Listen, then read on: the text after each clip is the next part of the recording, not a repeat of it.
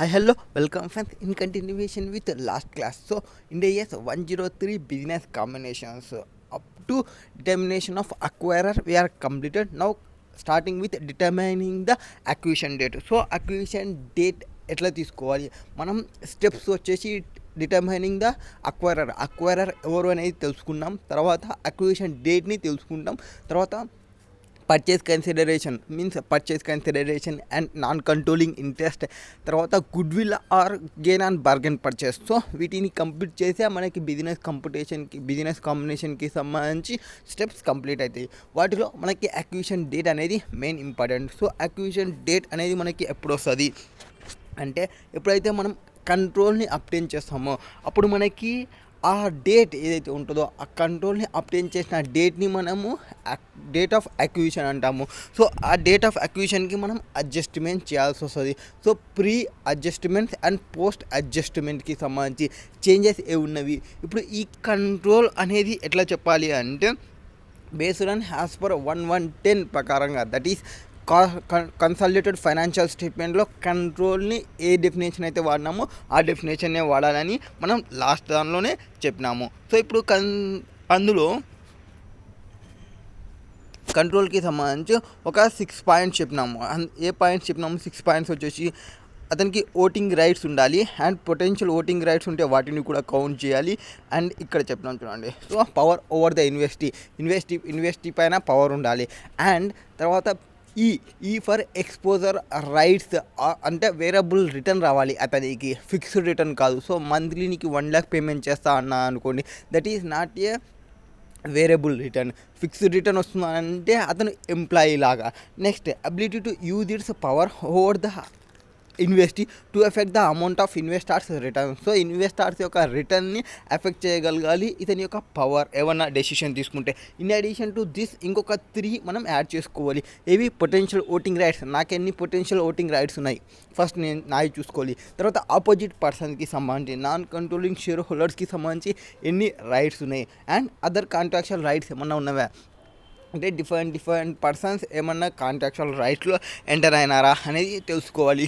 వీటిని బేస్ చేసుకుని మనం కంట్రోల్ని డిసైడ్ అవుతాం. సో కంట్రోల్ ఏ డేట్కి అయితే వస్తుందో అది డేట్ ఆఫ్ అక్విజిషన్ అవుతుంది. సో ఆ డేట్ ఆఫ్ అక్విజిషన్ని మనం కన్సిడర్ చేసుకొని మనం అడ్జస్ట్మెంట్ చేయాల్సి వస్తుంది. ఇప్పుడు acquisition date will be the date on which the acquirer obtain the control. So ఎప్పుడైతే అక్వైరర్ అప్టైన్ చేస్తాడో కంట్రోల్ని, ఆ డేట్ని మనం అక్విజిషన్ డేట్ అంటాము. Acquisition date is often readily apparent from the structure of the business combination and the terms of sales and purchase agreement, but this is not always the case. So example 12 చెప్దాం.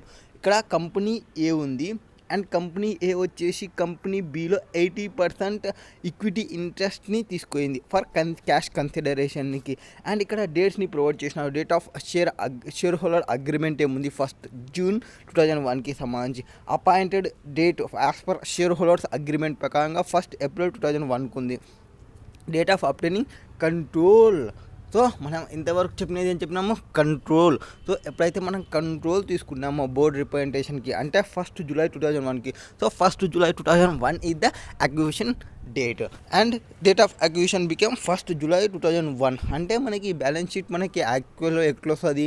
31st March 2001కి ఒక balance sheet ఉంటుంది, అది audited balance sheet ఉంటుంది. తర్వాత 1st April 2001 నుంచి 31st March 2002 వరకు ఇంకొక balance sheet ఉంటుంది. అందులో 1st July 2001 ఇక్కడ 3 months అనేది ప్రీ అక్విజిషన్, ఇంకా 9 months అనేది పోస్ట్ అక్విజిషన్. ఈ 3 monthsకి 9 monthsకి మనం డివిడెండ్ని అడ్జస్ట్మెంట్ చేయాలి, డిప్రిషియేషన్ని అడ్జస్ట్మెంట్ చేయాలి, ఇంకేమన్నా ఎక్స్ట్రాడినరీ ఐటమ్స్ ఉంటే వాటిని అడ్జస్ట్మెంట్ చేయాలి, టైం అడ్జస్ట్మెంట్ చేయాలి అండ్ డిటిఎల్ ప్రొవిజన్స్ని అడ్జస్ట్మెంట్ చేయాలి. డిటిఎల్ ప్రొవిజన్స్ని యాజ్ పర్ INDAS 12 ప్రకారంగా మనం అడ్జస్ట్మెంట్ చేయాల్సి ఉంటుంది. And in this case control over financial and operating policies are acquired obtaining board representation on 1st July 2001. ఎప్పుడు మనం కంట్రోల్ చేసింది, కంట్రోల్ అబ్టైన్ చేసుకునేది 1st July 2001. It is the date that is considered as the acquisition date. It may be noted that the appointed date as per the agreement is not considered as acquisition date had the company A did not have control over the company B has at that date. Next, illustration number 7. Can an acquiring entity account for business combination based on a signed non-binding letter of intent where the exchange of consideration and other conditions are expected to be completed within 12 months. Letter non-binding ఏదైతే letter of intent, ఇది ఇంటెన్షన్ని తీసుకునే letters రాసుకోవడం వల్ల అక్కడేం control అనేది రాదు. So no, as per the requirement of standard non binding letter of intent does not effectively transfer the control and hence this cannot be considered on the basis of determining the acquisition date. So letter of intent ఉన్నంత మాత్రాన ఆ డేట్ని మనము date of అక్విజిషన్గా తీసుకోము, ఎందుకంటే letter of intent ఉంటే control వచ్చినట్లు కాదు. Next illustration number 8. On 1st April వచ్చేసి ఎక్స్ లిమిటెడ్ ఉంది, X limited and to acquire agrees to acquire the shares of B limited. So B లిమిటెడ్కి సంబంధించిన షేర్స్ని పర్చేజ్ చేయడానికి రెడీ ఉంది. As per the binding agreement X limited will get the effective control on 1st April. So effective control ఎప్పుడు తీసుకుంటాము? 1st Aprilకి తీసుకుంటాము. So control నాకు 1st Aprilకి వచ్చిందంటే 1st April will became the date of acquisition. However the consideration will be paid only when share holders approval is received and the share holders meeting is schedule are to happen 30 April. So consideration is the main important కాదు, ఇక్కడ control is the main important. So control is the main important element అయినప్పుడు నాకు effective control ఏ డేట్కి అయితే వచ్చిందో ఆ డేట్ని నేను కన్సిడర్ చేసుకుంటాను. So 1st April will be the control date. So that date will become the date of acquisition date and this is because the above scenario even if the shareholder does not oppose, so ఇక్కడ does not received for issue new shares then the consideration will be settled in cash. ఒకవేళ వాళ్ళు approve చేయకుంటే వాళ్ళకి cash payment settle చేస్తారంట, approve చేస్తే equity shares approve చేయడం. So ఎలాగైనా transaction will be completed. So control ఎప్పుడు వచ్చింది? 1st April will be the date at it will be consider has date of acquisition. Next question illustration number 9. Illustration number 9లో ఏం చెప్తారు? ABC limited, okay ABC limited ఉంది and acquired XYZ Limited shares. The negotiation has commenced on 1st January 2001. So ఎప్పుడు negotiation start అయింది? 1st January 2001కి and agreement was finalized on 1st March 2001కి agreement complete అయింది. And while ABC limited obtain the power to control XYZ operations on 1st March. So power to control means control ఎప్పుడు వచ్చింది? 1st March 2001కి వచ్చింది. And agreement state that acquisition is effective from 1st January 2001. So అగ్రిమెంట్లో ఏం చెప్పినారు? 1st January 2001 నుంచి acquisition తీసుకున్నట్లు రాసుకున్నారు. బట్ యాక్చువల్గా కంట్రోల్ వచ్చిన డేట్ ఎప్పుడు? 1st March 2001కి. బట్ యాజ్ పర్ అగ్రిమెంట్ వాళ్ళు రాసుకునేది 1st January 2001కి వచ్చింది. In addition the purchase price is based on the XYZ net asset position has at the 1st January 2001. So ఆ పర్చేజ్ కన్సిడరేషన్ని వాళ్ళు ఏ డేట్కి బేస్ చేసుకుంటున్నారో 1st Januaryకి వాళ్ళు బేస్ చేసుకుంటున్నారు. ఇప్పుడు మనం 1st January తీసుకోవాలా date of acquisition, 1st March తీసుకోవాలంటే control is the main important element. When will if get the control it will become the date of acquisition. So as per that 1st March వాళ్ళు control receive చేసుకున్నారు కాబట్టి control వచ్చింది 1st Marchకి కాబట్టి date of acquisition will become the 1st March. Now as per para INDAS 103 provide that date of acquisition ఈ that on which the acquirer obtain control of the acquirer. So control ఎప్పుడు acquisition చేస్తామో ఆ డేట్ని మనం acquisition అంటాము. Next further paragraph 6 and 7 INDAS 1110 that is consolidated financial statement state that investor control and investee when it is exposed has rights. So మనం 3 పాయింట్స్ని తీసుకోవాలి. ఇది ఫస్ట్ కంట్రోల్కి సంబంధించి అంటే ఉండడం అండ్ అతనికి పవర్ ఉండడం. సో పవర్ అండ్ తర్వాత ఎక్స్పోజర్ అంటే మీన్స్ వేరియబుల్ రిటర్న్ వచ్చేలాగా. తర్వాత a ability to use that power to effect the return. So P nuts అనుకోవచ్చు. Next power over the investee, exposure or rights to variable return for its involvement with the investee and ability to use this power over the investee to effect the amount of investors returns. Next ఇది control definition and as per 103 clarify that date which acquirer obtain control of the acquiry is the generally the date on which the acquirer legally transfer the consideration and acquire the assets and assume the liabilities of the acquiring the closing date. So ఏ రోజైతే మనం considerations transfer చేస్తామో, ఏ రోజైతే నాకు assets వచ్చేస్తావో, ఏ రోజైతే నాకు liability వచ్చేస్తావో ఆ డేట్ను అక్విజిషన్ డేట్ అన్నాము. And however acquirer might obtain control on the date either earlier or later than the closing date. కొన్ని కేసెస్లో ఎర్లియర్గానే తీసుకోవచ్చు, అంటే కన్సిడరేషన్ నెక్స్ట్ పేమెంట్ చేయొచ్చు. కొన్ని కేసెస్లో యాజ్ ఆన్ డేట్కి తీసుకోవచ్చు, ఆర్ కొన్ని కేసెస్లో లేటర్ డేట్స్కి, అంటే నేను పేమెంట్ ఈరోజు చేసి నెక్స్ట్ ఒక 1 month తర్వాత కంట్రోల్ని తీసుకోవచ్చు. సో క్లోజింగ్ డేట్కే మనకి ఉంటుంది అనేది ఎటువంటి కండిషన్ లేదు. And therefore in this case notwithstanding that the price is based on the net asset at 1st January 2001. సో నేను అమౌంట్ ఏదాన్ని బేస్ చేసుకోవాలి, 1st January 2001ని బేస్ చేసుకోవాలి. And exercised share holder do not receive any dividend after that date. The date of acquisition for accounting purpose will be 1st March 2001. So ఇక్కడ మనం identify చేయొచ్చు. So as per corporate actions, so corporate actions అంటే means one company which is taking any actions against that actions will be effected to the shareholders or stakeholders will mainly this shareholders or debenture holders. ఏదైనా actions company తీసుకుంటే యాక్షన్స్ అనేది effect చేసేది stakeholders, వాటిని మనం corporate actions అంటాము. Corporate యాక్షన్స్లో మనకు ఒక ఇంపార్టెంట్ డేట్స్ అనేది ఉంటుంది. ఏ డేట్స్ ఉంటుంది? ఒకటి రికార్డ్ డేట్, ఇంపార్టెంట్ డేట్ ఉంటుంది. అండ్ తర్వాత అనౌన్స్మెంట్ డేట్ ఒకటి ఉంటుంది. అండ్ రికార్డ్ డేట్కి ముందర ఎక్స్ డేట్ అనేది ఒకటి ఉంటుంది. మనము ఎవరైతే నేమ్స్ రికార్డ్స్లో ఉంటుందో వాళ్ళకి మాత్రమే డివిడెండ్ అనేది పే చేస్తాము. అండ్ ఈ డివిడెండ్ని పే చేయాలంటే కంపల్సరీ వాళ్ళ యొక్క నేమ్ అనేది రికార్డ్ అయ్యి ఉండాలి అండ్ రికార్డ్ డేట్లో. ఇక్కడ T+1 సెటిల్మెంట్ అనేది ఉంటుంది. అంటే నార్మల్ ట్రేడింగ్లో బుక్స్ ఆఫ్ మనకి నార్మల్ ట్రేడ్ ఆఫ్ సెటిల్మెంట్లో T+1 సెటిల్మెంట్ అనేది ఉంటుంది. ఇక్కడ T+1 సెటిల్మెంట్లో ఏం జరుగుతుంది అంటే మనకి ఈరోజు పర్చేజ్ చేస్తే మనకి 1 day తర్వాత మన నేమ్ పైన అప్డేట్ అవుతుంది. బట్ ఈ బుక్స్ ఆఫ్ అకౌంట్లో రికార్డ్ డేట్లో ఎవరిదైతే నేమ్ ఎంటర్ చేసామో వాళ్ళకి మాత్రమే డివిడెండ్ అనేది వస్తుంది. సో మనకి 1st March will be the ఇక్కడ రికార్డ్ డేట్. మనకి రికార్డ్ డేట్ 1st March ఉంటే and not the 1st January కాదు. అంటే మనం ఎప్పుడైతే కంట్రోల్ మనకు వస్తుందో వాళ్ళకి మాత్రమే, ఎవరికైతే షేర్స్ అప్డేట్ అయ్యి ఉంటావో వాళ్ళకి మాత్రమే డివిడెండ్ అనేది వస్తుంది. సో 1st Januaryకి మనకి ఎటువంటి కంట్రోల్ లేదు, ఎటువంటి డివిడెండ్ అనేది రాదు. 1st March తర్వాతనే మనకి కంట్రోల్ అనేది వచ్చింది, డివిడెండ్ కూడా వస్తుంది. So 1st March will become the date of acquisition. Next question number 10th one.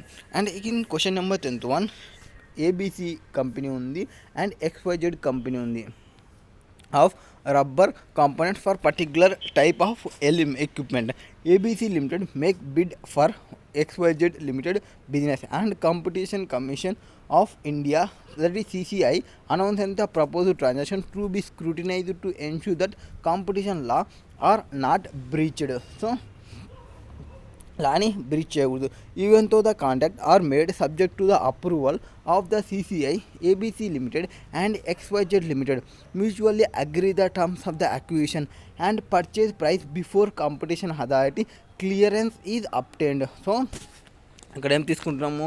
కాంటాక్ట్లో ఎంటర్ అయినాము, అప్రూవల్ తీసుకోవాలి. ఎవరిది? CCI అప్రూవల్ తీసుకోవడం. ఇక్కడ ABC లిమిటెడ్ ఉంది, XYZ బిజినెస్ ఉంది. రెండు బిజినెస్కి సంబంధించి CCI వాళ్ళు ప్రపోజ్ చేస్తుంటారు, ట్రాన్సాక్షన్స్కి సంబంధించి స్క్రూటినైజ్ చేస్తుంటారు.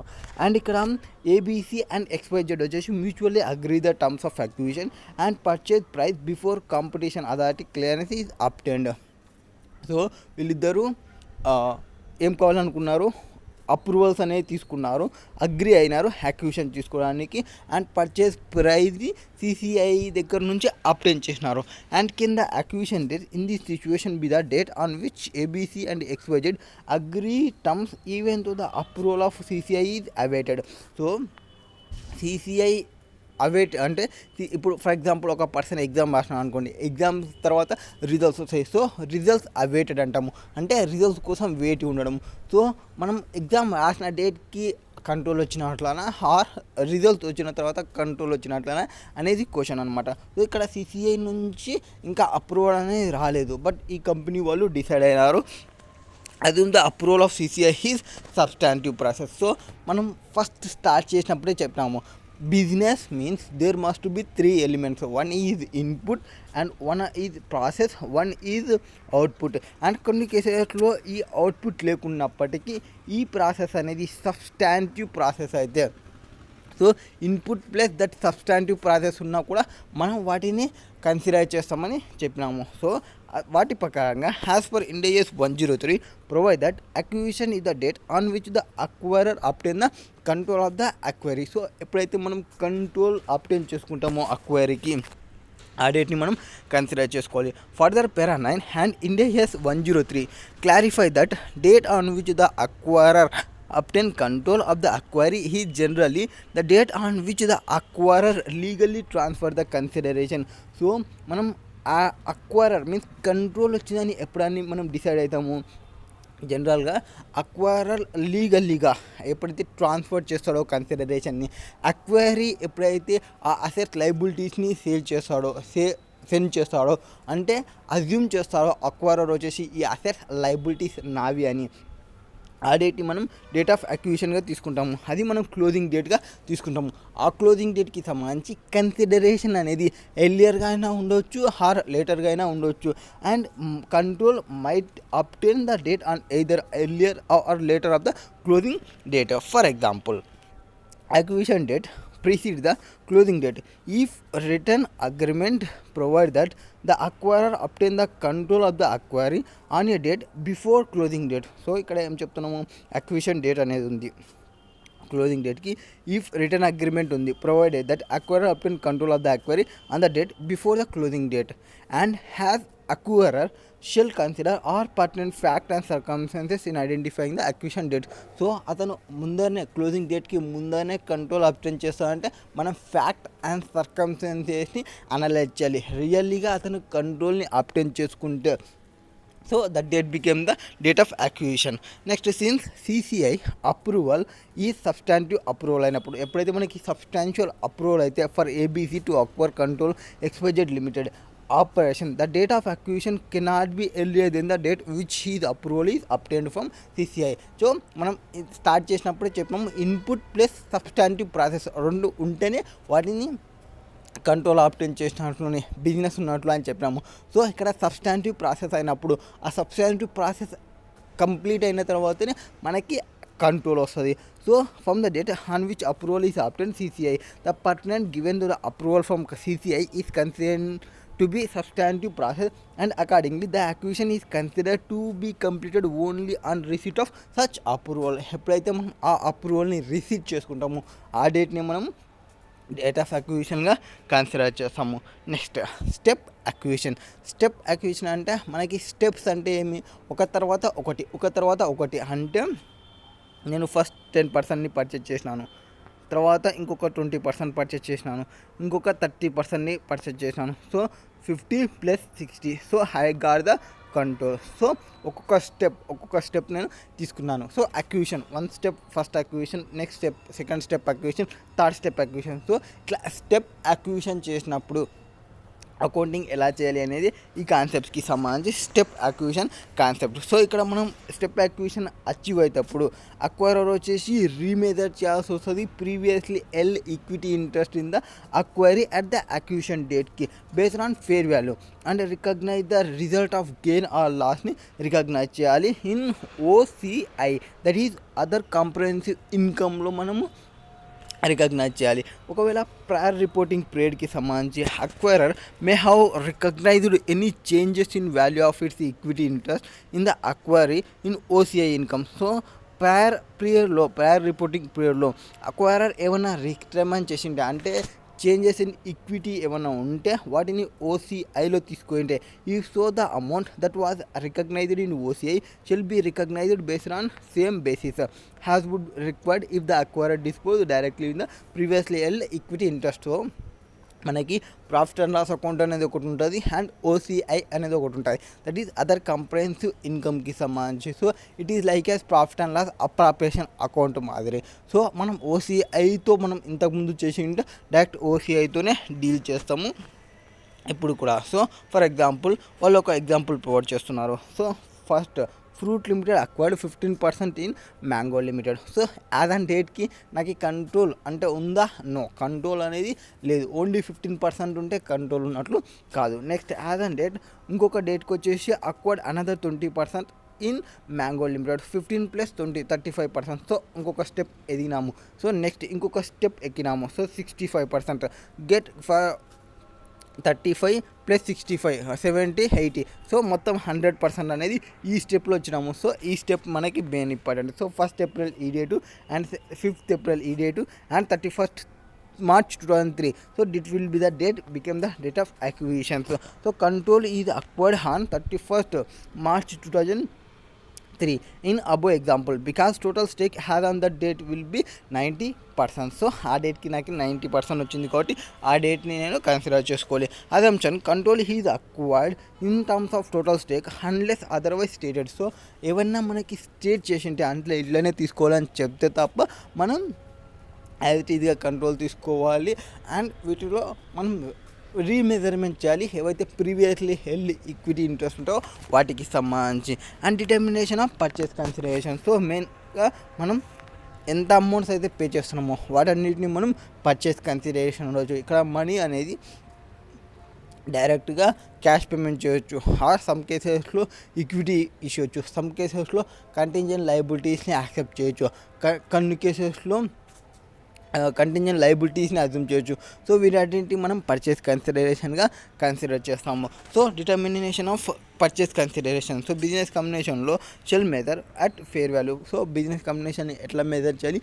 ఫేర్ వాల్యూతో మెజర్ చేయాలి. అట్ దట్ ఆఫ్ ఏ డేట్కి ఫేర్ వాల్యూ తీసుకోవాలి? అక్విజిషన్ డేట్ ఫేర్ వాల్యూ అనేది కన్సిడర్ చేయాలి. ఇక్కడ including the cash transfer the acquirer and the liabilities incurred by the acquirer to former owner of the acquiry and the equity interest issued by the acquirer. So for example ఇక్కడ ఒక example provide చేద్దాం. Example ఏం చెప్తామంటే example potential forms of consideration including cash, other asset, business or subsidiary of the acquirer, contingent consideration, ordinary or preference equity instrument, option, warrant and members of interest of mutual entities ఏమున్నాయనే check చేసుకుంటాం. So ఇక్కడ exception to the fair value in determination of purchase consideration. So purchase కన్సిడరేషన్కి exceptions ఉన్నవా? Yes, there should be some exceptions. So however any portion of the acquirer share based payment awards. So share based payments అనేది మనం INDAS 102 share based payment ఆ స్టాండర్డ్లో మనం తెలుసుకుంటాం INDAS 102లో. And exchanged for award held by the acquirer's employee that in the included in consideration transfer in the business combination shall be measured in accordance with requirement of INDAS 103, that is share based payment ప్రకారంగా మనం calculation చేసుకుంటాము. So ఇందులో కూడా వస్తుంది. మనం ఇందులో సింపుల్గా ఒక ఫార్ములా తీసుకొని అంటే ఆల్రెడీ ఎంత ఎగ్జిస్టింగ్ ఉన్నవి, ఆల్రెడీ ఎగ్జాస్ట్ ఎన్ని యూజ్ చేసినాము divided by and greater of అంటే న్యూ వెస్టింగ్ పీరియడ్ ఏముంది ఆర్ ఎగ్జిస్టింగ్ వెస్టింగ్ పీరియడ్ ఏముంది వాటి ప్రకారంగా ఒక ఫార్ములా వేసి ఇక్కడ మనం క్యాలిక్యులేషన్ చేస్తాము. అండ్ ఇక్కడ ఒక 2 ప్రాబ్లమ్స్ ఏమో ఉన్నాయి. సో ఆ 2 ప్రాబ్లమ్స్ చూస్తే మీకు ఐడియా వస్తుందండి. Next consideration transferred may include. కన్సిడరేషన్లో ఏమేమి ఇంక్లూడ్ చేయొచ్చు? Assets, liabilities, acquirer that having carrying amount of different fair values of on the acquisition dates. So మనకి నాన్ మానిటరీ అసెట్స్ ఏమైనా ఉన్నా or business of the acquirer వాటన్నిటిని consider చేయాలి. If so the acquirer shall remeasure the transferred assets or liabilities to the fair value as on the acquisition date. So already existing equity interest ఏవైతే ఉన్నావో వాటిని నేను valuation చేయాలి, fair వాల్యూతో acquisition డేట్కి సంబంధించి fair value చేయాలి and recognise చేయాలి resulting gains ఏమున్నాయి, లాసెస్ ఏమున్నాయి if any in the statement of profit and loss account. So statement of profit and loss అకౌంట్లో నేను రికగ్నైజేషన్ చేయాలి. This mean that if the acquirer has transferred a land has part of the business combination. So ఒక ల్యాండ్ని transfer చేసినాం అనుకోండి and arrangement to the owners of the acquiree, then the fair value of the land will be consider in determining the fair value of consideration. So మనం ఏం consider చేసుకోవాలి ఇక్కడ? Fair value of consideration means fair value of the ల్యాండ్ని మనం consider చేసుకోవాలి. Consequently the land will be derecognised in the financial statement of the acquirer and the difference between the carrying amount of the land and fair value consider for purchase consideration will be recorded in profit and loss account. So fair value మనం ఎట్లా consider చేసుకోవాలి, purchase కన్సిడరేషన్కి fair వాల్యూస్ని consider చేసుకోవాలి, వాటిని మనం recognise చేసుకోవాలి profit and loss అకౌంట్లో. హౌఎవర్ సమ్ టైమ్స్ ఏమంటే ట్రాన్స్ఫర్ చేసింటాము assets liabilities remained with in the combined ఎంటిటీలో, అంటే అక్వేషన్ చేసిన తర్వాత కంబైన్డ్ ఎంటిటీలోనే ఉంటే after the business combination. For example, because assets liabilities were transfer to acquiree rather than the former owner and the acquirer therefore retain the control of the them. So acquirer control ni retain cheste, and in this situation the acquirer shall measure those assets and liabilities at carrying amount. So edanni base cheskoli carrying amount to measure cheyali, and immediately before the acquisition date ki sambanధించి shall not be recognized. So మా acquirer దగ్గరనే rights ఉంటాయి, acquirer దగ్గరనే control ఉంటాయి బిఫోర్కి ఆఫ్టర్కి the same date, and carrying అమౌంట్ని carry on చేయాలి, ఎటువంటి ప్రాఫిట్ అండ్ లాస్ని రికగ్నిషన్ చేయాల్సిన అవసరం లేదు.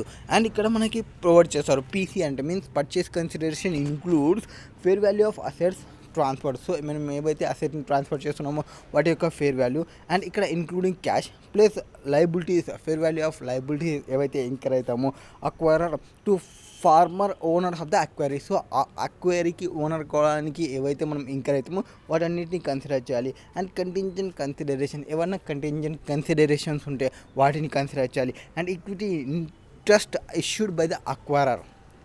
సో ఈ కంపెనీలో ఈక్విటీ ఓనర్ ఏమన్నా ప్రొవైడ్ చేసే షేర్స్ని వాటిని కన్సిడర్ చేయాలి, మొత్తం పర్చేస్ కన్సిడరేషన్కి అయిపోతుంది. So fair value of assets, fair value of liabilities, contingent consideration and equity interest issued by the acquirer purchase కన్సిడరేషన్కి కన్సిడర్ చేయాలి.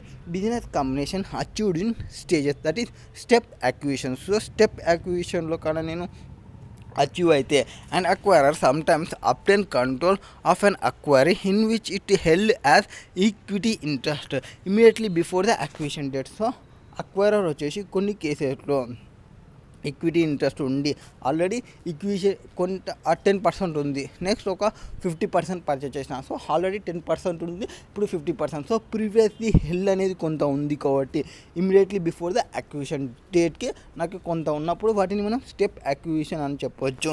అంటే for example number 13 on 31st December 2001 NDT hey holes 35%. So ఎంత percentage hold చేస్తారు, 35% hold చేసింది company ఏ అనేది company below. అంటే 35% అంటే control ఉన్నట్లే, no is not a control. And on the date entity A purchases and additional 40%. So A వచ్చేసి 40% అడిషనల్గా చేసింది ఎంటిటీ బికి, which gives it control of entity B. This transaction is referred as business combination achieved in stages. So some times also refer to step acquisition. So 35 + 40 means 75, it will become the control. So 75 అంటే previously held 35, now 40, it will become the step acquisition. In business కాంబినేషన్లో stages achieve అయిన stages acquirer వచ్చేసి రీమెజర్ చేయాలి. ఏదైతే ఇక్కడ 35% ఉంది కదా, ఈ 35% నేను రీమెజర్మెంట్ అనేది చేయాలి యాజ్ అన్ డేట్ ఆఫ్ 45% నేను అక్వైర్ చేసినప్పుడు, అంటే కంట్రోల్ నాకు వచ్చినప్పుడు అప్డేట్ చేసుకోవాలి. ఒకవేళ 35 తర్వాత 10% నేను అక్వైర్ చేస్తున్నాను అనుకోండి, అంటే 45, అప్పుడు రీమెజర్ చేయాలా? No, it is not required remeasure, because control అనేది నేను ఆప్టైన్ చేసుకోలేదు. ఓన్లీ కంట్రోల్ నేను ఎప్పుడైతే ఆప్టైన్ చేసుకుంటానో ఆ డేట్నే నేను రీమెజరింగ్ చేయాలి. ప్రీవియస్లీ ఈక్విటీ ఇంట్రెస్ట్ని నేను కంట్రోల్ని అక్విజిషన్ చేసుకోకుండా ఉంటే నేను రీమెజర్ చేయాల్సిన అవసరం లేదు.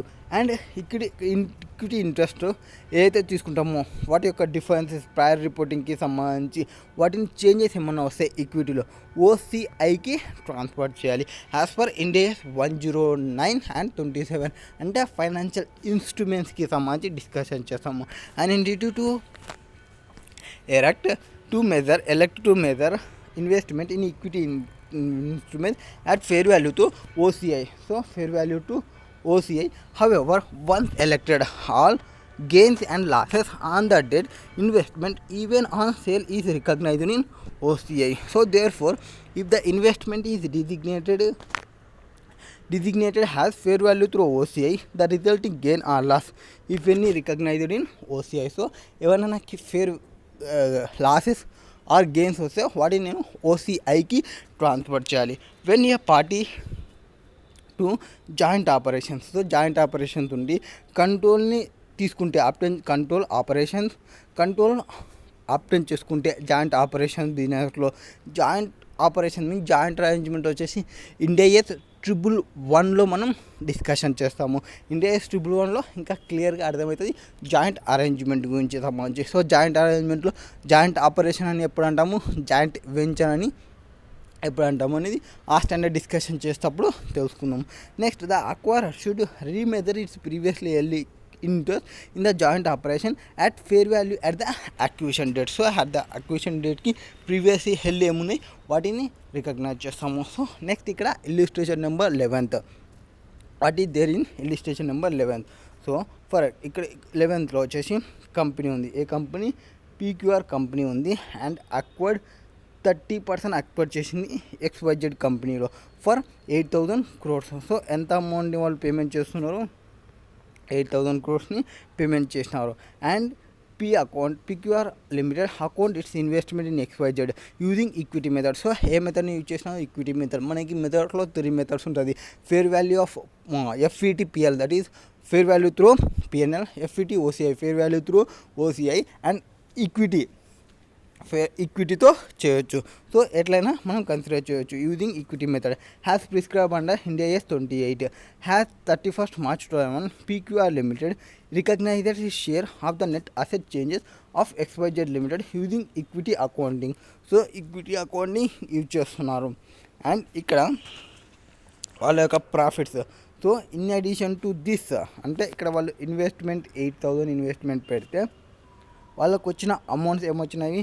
ప్రాఫిట్స్ వచ్చినాయి 700, share of change in difference in OCI 100, and share of revaluation reserve of PP in OCI 50. So ఇవి ఎగ్జిస్టింగ్ డేటా ఇది. Next carrying amount of investment in associate 31st March 2022కి. సో 8,000 + 700 + 100 + 50 మొత్తం యాడ్ చేస్తే 8,850 will be the carrying amount. So as on డేట్కి reporting డేట్కి నాకు carrying amount ఎంత ఉంది? 8,850 will be the carrying amount. On 1st April 2002 PQR limited acquired the remaining 70%. So ఇక్కడ నేను ఎంత ఉంది? 70% ఉంది. సో ఇక్కడ 70%ని 1st April 2002కి రిమైనింగ్ 70% కూడా అక్వైర్ చేసినాము. ఎంత అమౌంట్ నేను పేమెంట్ చేసినాను? క్యాష్ వచ్చేసి 25,000 నేను పేమెంట్ చేసినాను. సో క్యారింగ్ అమౌంట్ నాకు ఆల్రెడీ 8,850 ఉంది. అండ్ అడిషనల్గా 25,000ని పేమెంట్ చేసినాను. అండ్ ఫేర్ వాల్యూ అంటే ఆల్రెడీ ప్రీవియస్లీ హెల్డ్ వాటికి నాకు ఎంత ఉంది? 9,000 ఉంది. ఎప్పుడు? 1st April 2002కి సంబంధించి. దాని యొక్క క్యారింగ్ అమౌంట్ ఎంత ఉంది? 9,850 ఉంది. ఐ థింక్ 9,850 ఇక్కడ 9,000 అంటే 150. సో 150 అనేది change, fair value of carrying amount and existing carrying amount యొక్క డిఫరెన్స్ ఉంటుంది 150 ఉంది. నేను డైరెక్ట్ ఇవి అకౌంటింగ్ చేసుకోవాలంటే అక్కడ వాళ్ళు ఏదాని ప్రకారం చేసుకున్నారు? ఈక్విటీ ప్రకారంగా చేసుకున్నారు. ఈక్విటీ ప్రకారంగా చేసుకున్నప్పుడు statement of changes in different in OCI and ఈ PPEకి సంబంధించి property and plant and equipment వచ్చేసి ఇది నాన్ రీక్లాసిఫికేషన్ ఐటమ్స్. సో OCIలో 2 కేటగిరీస్ ఉంటాయి. ఒకటి reclassification to profit and loss account and non reclassification to profit and loss account. వాటి ప్రకారంగా మనం అకౌంటింగ్ చేయాల్సి ఉంటుంది. అండ్ ఇక్కడ fair value of XYZ identifiable net assets. So fair value ఎంత ఉంది? నెట్ అసెట్కి సంబంధించి 30,000 ఉంది. సో మొత్తం ఇది 100%కి 30,000 ఉంది. బట్ ఇక్కడ నేను 70%కి 25,000 పే చేస్తున్నాను. 30%కి నేను ఆల్రెడీ ఇంతకుముందే పేమెంట్ చేసినాము. ఇక్కడ as per INDAS 103 provide business combinations ఎప్పుడైతే మనం అచీవ్ చేసుకుంటామో ఇన్ స్టేజెస్లో వాటిని అక్వైరర్ వచ్చేసి రీమెజర్ చేయాలి. సో ఇక్కడ ఏం చేయాలి? రీమెజర్ చేయాలి. Previously held equity interest in the acquiree at the acquisition డేట్కి సంబంధించి. So date of acquisition date ఏదైతే ఉందో ఆ డేట్కి నేను రీమెజర్ అనేది చేయాలి. Fair value and recognition resulting gain or loss if any in statement of profit and loss account or OCI. So ఏమన్నా చేంజెస్ వస్తే ఆ చేంజెస్ని నేను ప్రాఫిట్ అండ్ లాస్ అకౌంట్లో కానీ ఆర్ OCIలో కానీ అడ్జస్ట్మెంట్ అనేది చేయాలి. In prior reporting period the acquirer may have income. So అక్వైర్కి ఇన్కమ్ అంటే వచ్చే ఛాన్సెస్ ఉంటాయి ఏవైతే చేంజెస్కి సంబంధించి. ఈ so the amount was recognised in OCI. So అక్వైరీకి సంబంధించి ఏమైనా గెయిన్స్ వస్తే వాళ్ళు ఓసీఐకి పంపాలి. And shall be recognised and same basis would be required if the acquirer shall be dispose directly previously held equity interest. అంటే ఇక్కడ రీమెజర్ చేస్తున్నప్పుడు ప్రీవియస్లీ హెల్డ్ వాటిని రికగ్నైజ్ చేసి ఇప్పుడు కొత్తగా రికగ్నిషన్ అనేది చేయాలి. అంటే ఎగ్జిస్టింగ్ వాటిని క్రెడిట్ చేసి న్యూగా డెబిట్ చేయాలి. సో ఇప్పుడు మనం ఎంట్రీ పాస్ చేయాలంటే కొత్తగా నాకు 100% యొక్క వాల్యూ ఎంత వచ్చింది, ఫేర్ వాల్యూ 30,000 ఫేర్ వాల్యూ ఉంది. అండ్ క్యాష్ ఎంత అమౌంట్ నేను పేమెంట్ చేస్తున్నది 25,000. Debit what comes in, credit what goes అవుతూ 25,000 నేను పేమెంట్ చేస్తున్నాము. అండ్ నాకు ఎగ్జిస్టింగ్ నాకు ఒకవేళ నేను ఒక అసెట్లో ఇన్వెస్ట్మెంట్ చేస్తే investment account debit cash or bank. Already ఉన్న ఇన్వెస్ట్మెంట్ని రికగ్నైజ్ చేయాలంటే investment and associate account debit to credit చేయాలి. సో ఎంత అమౌంట్కి క్రెడిట్ చేయాలి, క్యారింగ్ అమౌంట్ ఎంతైతే ఉందో 8,850 వాటిని నేను క్రెడిట్ చేస్తున్నాను. టు రిటైన్ ఎర్నింగ్స్కి సంబంధించి ఇదేది పిపిఈ రిజర్వ్ ఒకటి ఉంది. పిపిఈ రిజర్వ్కి సంబంధించి ఆ అమౌంట్ అనేది నేను సపరేట్ ఇండికేషన్ చేసుకోవాలి కాబట్టి రికగ్నైజ్ చేస్తాము. అండ్ ఇక్కడ పిపిఈ రిజర్వ్కి సంబంధించి కూడా డైరెక్ట్ వేసుకోవచ్చు. And foreign currency translation reserve అనేది ఓసీ ఐటమ్ కాబట్టి సో మళ్ళీ ఓసీ ఐటమ్స్కే నేను ట్రాన్స్ఫర్ చేస్తున్నాను. అండ్ ఇక్కడ వీటి ప్రకారంగా ఇక్కడ gain on previously held interest ఎట్లా వస్తుంది, మనము ఇందాకనే చూసినాము 8,850, ఇక్కడ 9,000 ఉంది. సో ఐ థింక్ 150 వస్తుంది. అండ్ తర్వాత రిమైనింగ్ వచ్చేసి ఇంకొక 100 ఇక్కడ యాడ్ అవుతుంది. ఎట్లా మనకి వీటికి సంబంధించి ఇక్కడ అమౌంట్లో 8,850 9,000 ఎంత అవుతుంది, 50 900 150. అండ్ ఎగ్జిస్టింగ్ మనం క్యాష్ పేమెంట్స్ 8,850 మొత్తం అమౌంట్. సో ఎగ్జిస్టింగ్ వాల్యూ ఎంత ప్రీవియస్లీ ఎల్ 25,000. సో రిమైనింగ్ వాటికి మనం 25,000 పే చేస్తున్నాము. ఎగ్జిస్టింగ్ ఫేర్ వాల్యూ ఎంత ఉంది, 30,000 ఉంది. అండ్ ఇక్కడ ప్రీవియస్లీ హెల్డ్ 9,000 ఉంది. సో 8,000కి మనం పర్చేజ్ చేసింది 9,000 ఇప్పుడు అయింది. అండ్ వీటితో యాడ్ చేసుకునేవి ప్రాఫిట్స్ వీటన్నిటి మనం యాడ్ చేసినాం 700 100 అండ్ 50. సో బట్ ఈ ఫారిన్ కరెన్సీ ఓసీఐ ఉంది కదా వాటిని మనం అందులో కన్సిడర్ చేయకూడదు. అంటే 8,850 నుంచి మనం 100 అనేది రిమూవ్ చేసేయాలి. సో వాటిని మనం ట్రాన్స్ఫర్ చేయాలి నెక్స్ట్ దానికి సంబంధించి. అప్పుడు ఎంత అవుతుంది, 8,750 అవుతుంది. 8,750 9,000 అంటే 250 నాకు gain. So 250 gain previously held equity. ఇక్కడ క్యాలిక్యులేషన్స్ ఇక్కడ ఉంది చూడండి, క్లియర్గా చూడాలంటే. సో క్యాష్ కన్సిడరేషన్ 25,000 ఎంతైతే నేను క్యాష్ కన్సిడరేషన్ పేమెంట్ చేస్తున్నాము వాటిని. అండ్ ఆల్రెడీ ఇంతకుముందు ఉన్న వాటికి ఫేర్ వాల్యూతో రికగ్నిషన్ చేయాలని చెప్పినాము. సో 25,000 ప్లస్ 9,000 టోటల్గా నేను 34,000 టోటల్ కన్సిడరేషన్ నేను ఇస్తున్నట్లు. బట్ బుక్స్ ఆఫ్ అకౌంట్ ప్రకారంగా ఫేర్ వాల్యూ వాటికి ఎంత ఉంది, 4,000 ఉంది. So 4,000 will be the goodwill. And ఏదైతే క్రియేట్ చేస్తున్నామో retain earnings represented reversal of unrealised gain of 50, that is PPE property plant and ఎక్విప్మెంట్కి సంబంధించి OCI income related to revaluation of property plant and equipment in accordance with INDAS 16. This amount not reclassified to profit and loss account. ఇది రీక్లాసిఫై కాదు కాబట్టి profit and loss అకౌంట్కి నేను separate disclosure అనేది చేసుకుంటున్నాము. Next gain on previously held equity interest in XYZ he's calculated. So previously L ఎంత 9,000 and 9,000 తర్వాత 8,850 and unrealised gain ఎంత ఉంది నాకు రికగ్నైజ్డ్ ఇన్ ఓసీఐ 100 రూపీస్ ఉంది. ఫారిన్ కరెన్సీ ట్రాన్స్లేషన్ రిజర్వ్కి సంబంధించి ఇది అన్రియలైజ్డ్ గెయిన్ 100. సో టోటల్గా నేను రికగ్నైజ్ చేయాల్సినది ఎంత 250 రూపీస్ రికగ్నైజ్ చేయాలి. Gain on previously held interest in XYZ recognised in profit and loss అకౌంట్కి. Next business combination achieved without transfer of consideration. So నేను కన్సిడరేషన్ ట్రాన్స్ఫర్ చేయకుండా బిజినెస్ కాంబినేషన్ని అచీవ్ చేసినాము. So an acquirer sometimes obtain control of an acquiree without transferring the consideration, the acquisition method of accounting for business combination. So మనం acquisition method means గుడ్ విల్ని calculation ఎన్సిఐని calculation చేయడానికి మనకి 2 methods ఉంటాయి. ఒకటి అక్విజిషన్ మెథడ్ అనవచ్చు, ఇంకోటి ప్రపోర్షనేట్ మెథడ్. దట్ ఈస్ ఈ అక్విజిషన్ మెథడ్ అంటే fair value method. So fair value method అనవచ్చు ఆర్ ప్రపోర్షనేట్ మెథడ్ అనవచ్చు. So fair value method or proportionate method ఆ 2 మెథడ్స్ గురించి నెక్స్ట్ చూసుకుంటాము. అంటే ఒకటి ఫుల్ గుడ్ విల్ అప్రోచ్ అనవచ్చు అండ్ ఇంకోటి పార్షియల్ గుడ్ విల్ అప్రోచ్ అనవచ్చు. So acquisition method of accounting for business combination apply those combinations. ఏది సర్కమ్స్టెన్సెస్ ఏవి ఇంక్లూడ్ అవుతాయి?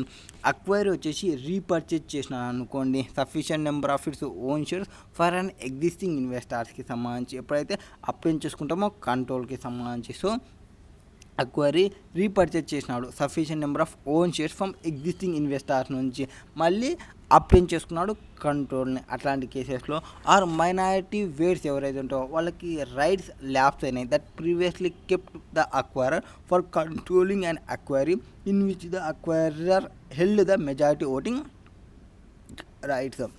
అంటే ఇక్కడ మనకేముందంటే కన్సిడరేషన్ ట్రాన్స్ఫర్ చేయలేదు, బట్ నాకు కంట్రోల్ అనేది వచ్చింది. ఎట్లా? ఫర్ ఎగ్జాంపుల్ మనం చెప్పినాము కంట్రోల్ కావాలంటే 3 ఐటమ్స్ని గుర్తుపెట్టుకోవాలని. ఒకటి power over the investee. So power over the investee and exposure or right in the variable return అనేది రావాలి. అండ్ ఏదైతే ability to use that power to effect, అంటే మన యొక్క డెసిషన్స్ వాళ్ళని ఇన్ఫ్లుయెన్స్ చేసేలాగా ఉండాలి. సో ఈ 3 మెయిన్ ఇంపార్టెంట్. వాటి తర్వాత మనం ఏం చేసినాము, voting rights, potential voting rights ఏమున్నాయి, నాకేమున్నాయి, అండ్ అవతల పర్సన్కి ఏమున్నాయి, అండ్ వాటికి వాళ్ళకి ఏమన్నా అగ్రిమెంట్స్ ఏమైనా ఉన్నాయో వాటిని చూసుకోవాలి. అండ్ అదర్ కాంట్రాక్చువల్ అరేంజ్మెంట్స్ ఏమైనా ఉన్నాయో వాటిని చెక్ చేసుకోవాలని చెప్పినాము. ఓకే, మనం ఎంటర్ అయ్యేటప్పుడు వేరే పర్సన్కి ఓటింగ్ రైట్స్ అనేది ఎక్కువ ప్రొవైడ్ చేసినాడు, అంటే వాళ్ళు ఎక్సర్సైజ్ చేసుకుంటే అతనికి ఎక్కువ వస్తాయి. సో అతన్ని కంట్రోల్గా రాసుకున్నాము.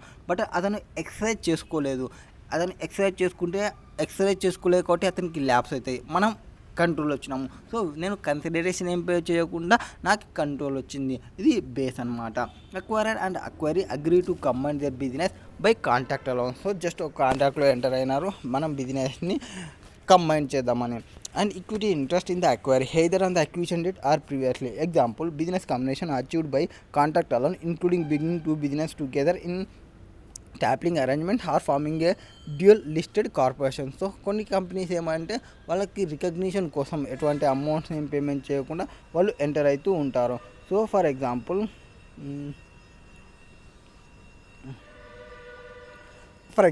హీరో, హోండా 2 కంపెనీస్ ఉన్నాయి కదా. సో ఇంతకుముందు హోండాకి మంచి మ్యానుఫ్యాక్చరింగ్ తెలుసు, బట్ హీరోకి జస్ట్ మార్కెటింగ్ ఉండే. ఎందుకు? హీరో సైకిల్స్ వాళ్ళు సేల్ చేస్తుంటే వాళ్ళకి మార్కెటింగ్ మంచిగా ఉండే. సో హోండా వాళ్ళు ఇక్కడ ఎంటర్ కావాలి అంటే వాళ్ళకి మార్కెటింగ్ స్కిల్స్ అనేది లేవు. అండ్ హీరో వాళ్ళకి బైక్ మ్యానుఫ్యాక్చరింగ్ ఐడియా అనేది లేదు. సో వాళ్ళు ఏం చేసినారు అంటే ఒక కాంటాక్ట్ అనేది ఎంటర్ అయినారో హోండా వాళ్ళు హీరో వాళ్ళతో. సర్టెన్ పీరియడ్ వరకు వీ విల్ కంబైన్, అంటే మనం హీరో హోండా అనే బైక్స్ని మనం ప్రొడ్యూస్ చేస్తాము, అది ఒక సర్టెన్ పీరియడ్ వరకు. And after that we will డిమెర్జ్, hero separate and Honda separate. So have and డేట్కి ఇప్పుడు చూసుకుంటే హీరో సపరేట్ ఉంది, హోండా సపరేట్ ఉంది. ఓకే, అది సెకండ్ ఇష్యూ. బట్ ఇక్కడ ఏం చేసినారు, సింపుల్గా వాళ్ళు ఎటువంటి కన్సిడరేషన్స్ ఏం పేమెంట్ చేయకుండా జస్ట్ ఒక కాంటాక్ట్లో ఎంటర్ అయ్యి బిజినెస్ కాంబినేషన్ అనేది జరిగింది. అండ్ వాళ్ళు హీరో ఒక కంపెనీ అండ్ హోండా ఒక కంపెనీ, ఈ 2 కంపెనీస్ కలిపి హీరో హోండా కంపెనీ అయినాయి. సో న్యూ కంపెనీ వచ్చేసి ఇక్కడ వచ్చింది. అండ్ ఇది వచ్చేసి బిజినెసే, ఎందుకంటే ఇన్పుట్స్ ఉన్నాయి, ప్రాసెస్ ఉంది, అవుట్పుట్స్ కూడా ఉన్నాయి కాబట్టి వీటిని మనం కన్సిడర్ చేసుకుంటాము.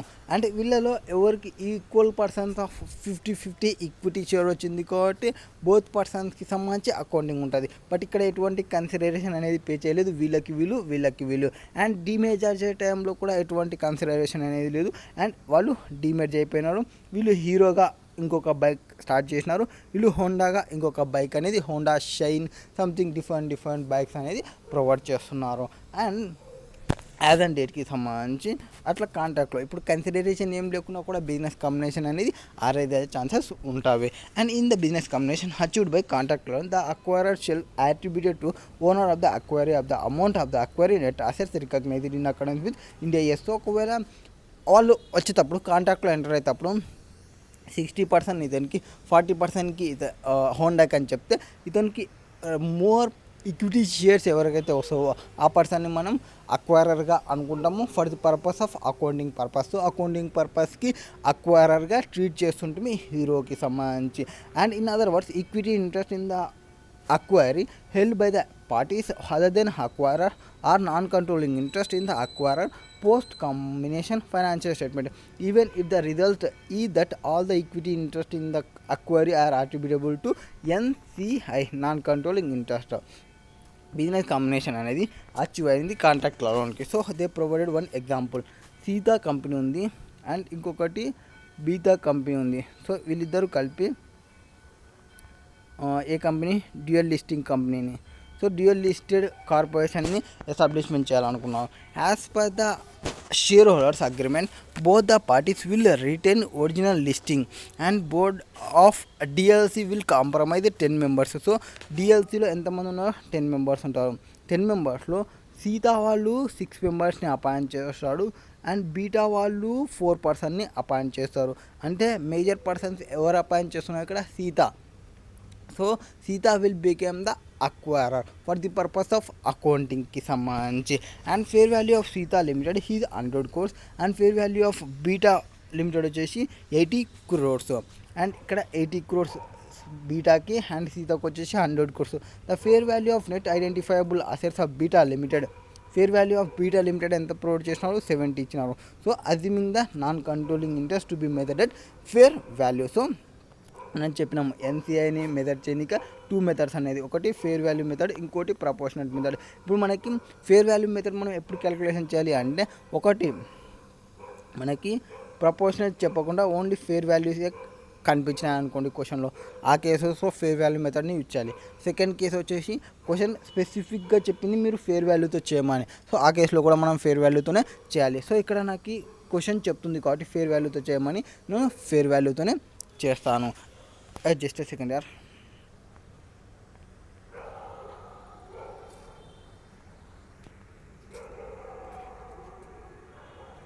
ఓకే, సో నాకు ఇక్కడ క్వశ్చన్ చెప్తుంది కాబట్టి ఫేర్ వాల్యూ చేయమని నేను ఫేర్ వాల్యూ చేస్తాను, simple. So first of all చేయాలి అంటే నాకు ఒకరు అక్వైరర్ ఉండాలి, ఒకరు అక్వైరీ ఉండాలి. ఏ పర్సన్ని అక్వైరర్గా తీసుకుంటామో, ఎవరైతే పర్సన్ కంట్రోల్ వస్తుందో ఆ పర్సన్ మనం అక్వైరర్గా తీసుకుంటాము. So Sita has more board meetings and board members and they have majority control in DLC. So majority control ఎవరికి ఉంది, సీతాకు ఉంది. And therefore Sita limited is identified as acquirer. So Sita limited ఏం తీసుకుంటాము, అక్వైరర్గా తీసుకుంటాము. బీటాని ఏం తీసుకుంటాము, అక్వైరీగా తీసుకుంటాము. Since no consideration has been transferred, so ఎటువంటి కన్సిడరేషన్ అనేది ట్రాన్స్ఫర్ చేయలేదు. Goodwill need to be calculated has difference of part A and part B. So part ఏకి పార్ట్ బికి డిఫరెన్స్ ఏమొస్తుందో వాటి ప్రకారం మనం క్యాలిక్యులేషన్ చేయాలి గుడ్ విల్ అనేది. పార్ట్ ఏలో ఎవరు ఉంటారు, అక్వైరర్ సంబంధించిన డీటెయిల్స్. పార్ట్ బిలో ఎవరు ఉంటారు, అక్వైరీకి సంబంధించి డీటెయిల్స్. సో అక్వైరర్ ఎవరు ఇక్కడ, consideration paid by the acquirer. So ఏం కన్సిడరేషన్ని నేను పే చేయలేదు. And controlling interest in the acquiree. So controlling interest అంటే ఎంత అయితే ఈ సీతా లిమిటెడ్ యొక్క వాల్యూ అనమాట, fair value. So 80 crores. Acquirer previously held interest. So ఎంత ఉంది, నిల్, ఎటువంటిది హెల్ప్ చేయలేదు ప్రీవియస్లీగా. Next part B fair value of net identifiable assets. So ఎంత నెట్ ఐడెంటిఫైయబుల్ అసెట్స్ వచ్చేసి 70 crores.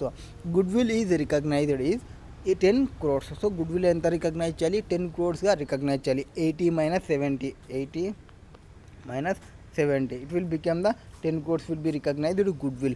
And in business combination achieved through contract alone when NCI is measured at fair value. So మనం ఏ మెథడ్ని use చేసుకున్నాం, ఇక్కడ fair వాల్యూని consider చేసినాము. So ఒకవేళ క్వశ్చన్లో ఫేర్ వాల్యూ కాకుండా అడిగింటే ప్రపోర్షనట్లా చూస్తుంటే 60% will be the on that asset, net identifiable assets పైన 60% అది వచ్చేసి వాళ్ళకి, అండ్ 40% ఎన్సీఐ అవుతున్నారు. సో 40% నేను క్యాల్కులేషన్కి యూజ్ చేస్తుంటుంది. Next direct cost acquisition. So for example మనం ఒక property plant and equipment purchase చేస్తే వాటికి రిలేటెడ్ డైరెక్ట్లీ అట్రిబ్యూటబుల్ కాస్ట్ ఏమైనా ఉంటే అన్ని కాస్ట్ని నేను cost of property plant and ఎక్విప్మెంట్కి యాడ్ చేయాలనేది మన యొక్క thumb rule.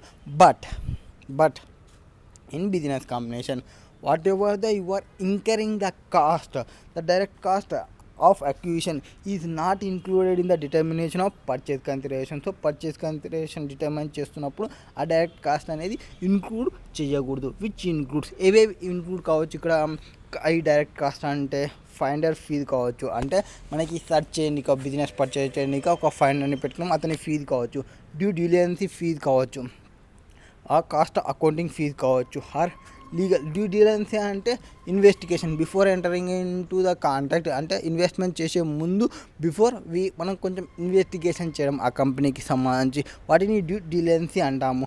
And legal fees, so ఏమన్నా లీగల్ ఫీజెస్ పేమెంట్ చేస్తే, and investment banker fee, and even bonus paid to employees for doing a successful acquisition will not be included in the cost of acquisition. So వీటన్నిటిని మనం cost of అక్విజిషన్కు include చేయకూడదు.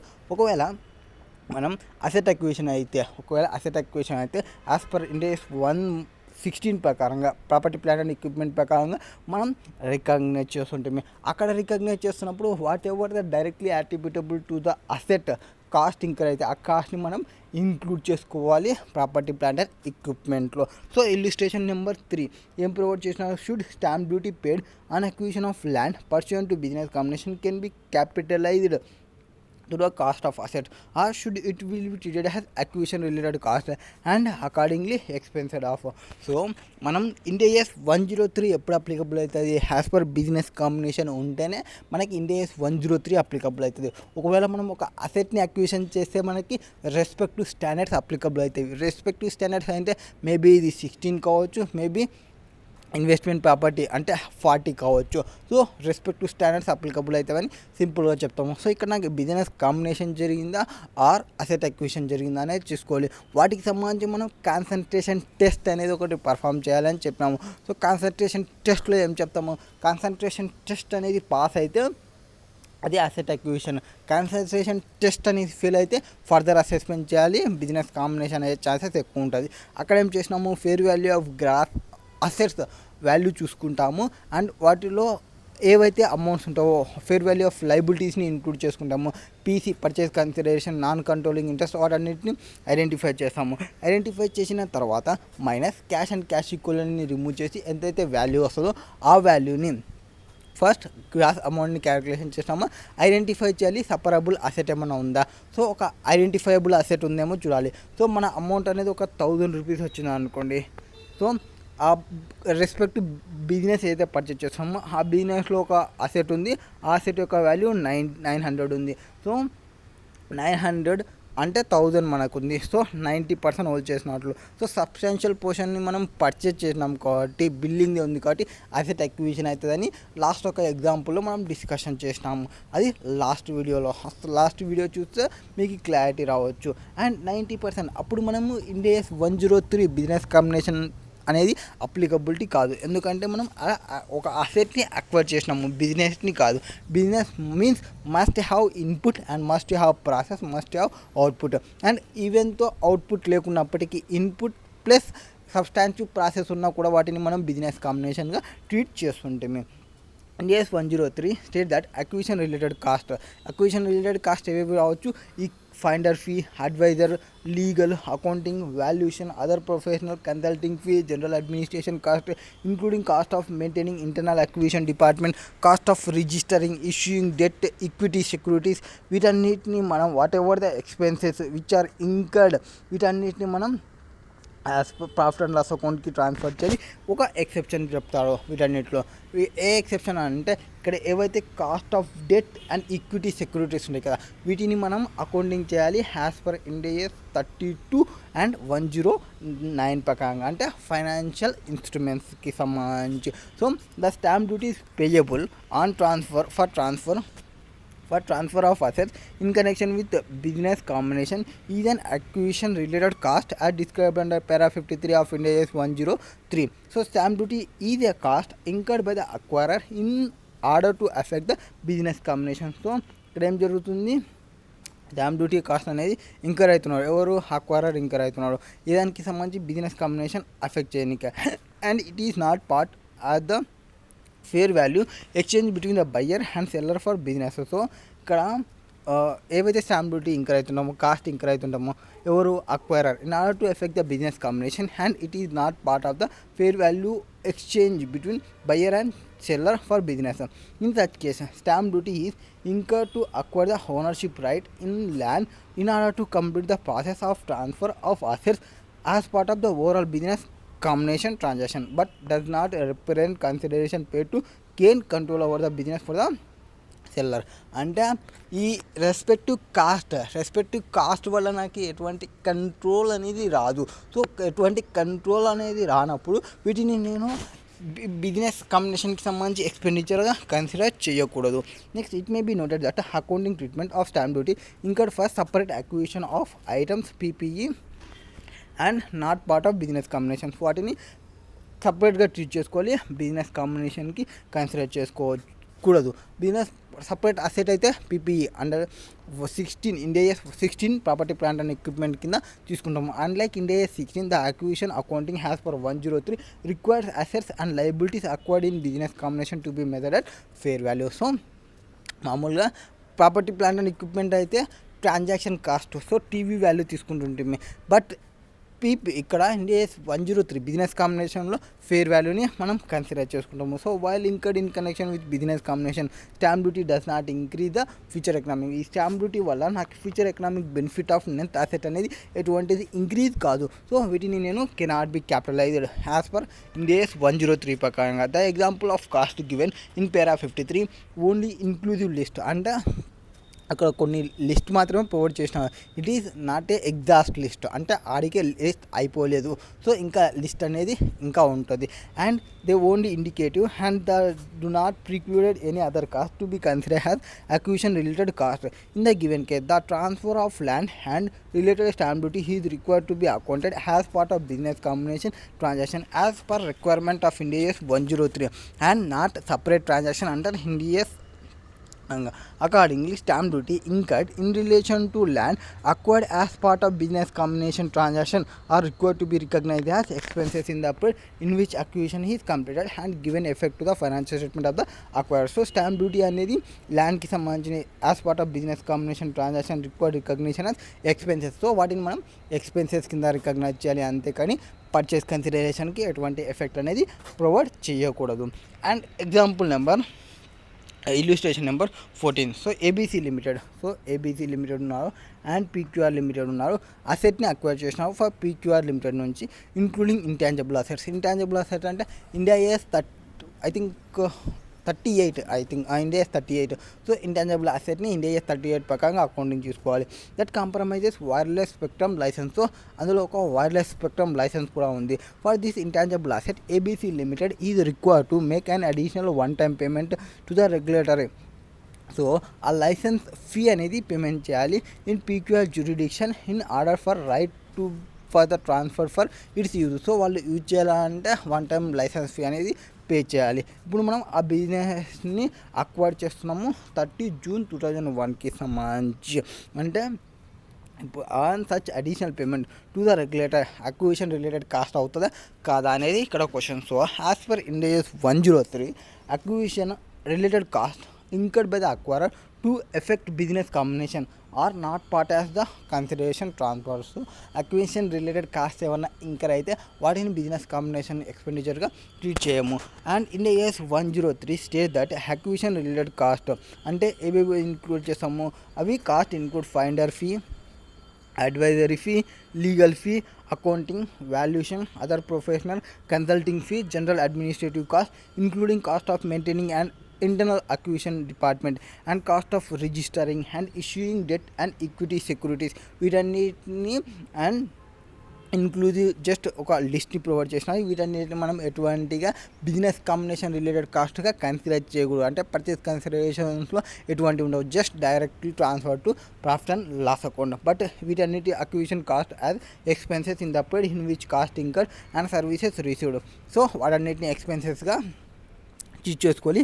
Except Ind AS 1 cost ఏవైతే debt ఈక్విటీకి సంబంధించిన cost ఉన్నో వాటిని India's 32 and 109 ప్రకారంగా accounting చేయాలి. The payment to the regulator represent transaction cost and will be recorded as acquisition related cost incurred to effect the business combination. ఒకవేళ వాటికి సంబంధించి ఏమైనా ఎఫెక్ట్ చేయగలిగితే బిజినెస్ కాంబినేషన్కి సంబంధించి వాటిని కన్సిడర్ చేయాలి. Applying the requirement of para 53 of Ind AS 103 it should be expenses as it is incurred.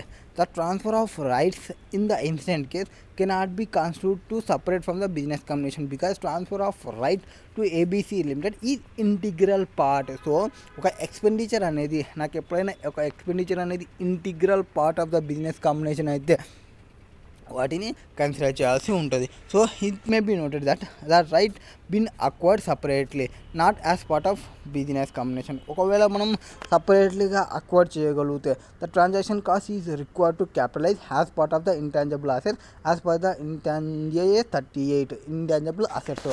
So Ind AS 38 ప్రకారంగా ఒకవేళ మనం సపరేట్గా పర్చేజ్ చేయగలిగితే వాటిని కూడా క్యాపిటలైజ్ చేస్తుంటే ఇక్కడ ఇంటిగ్రల్ పార్ట్ కాబట్టి అట్ ద టైమ్ ఆఫ్ వాటికి సంబంధించి it should be expensed it is incurred. So ఏం చేయాలి మనం ఎక్స్పెన్సెస్గా ఇంకర్ అయినప్పుడు it should be expensed as it incurred. So incur అయినట్లు ఎక్స్పెన్సెస్కి రికగ్నైజ్ చేసుకోవాలి. ఎప్పుడైతే transfer of rights transfer of rights in the instant case cannot be considered to separate from the business combination. So because transfer of rights to ABC Limited is integral part of business combination it self.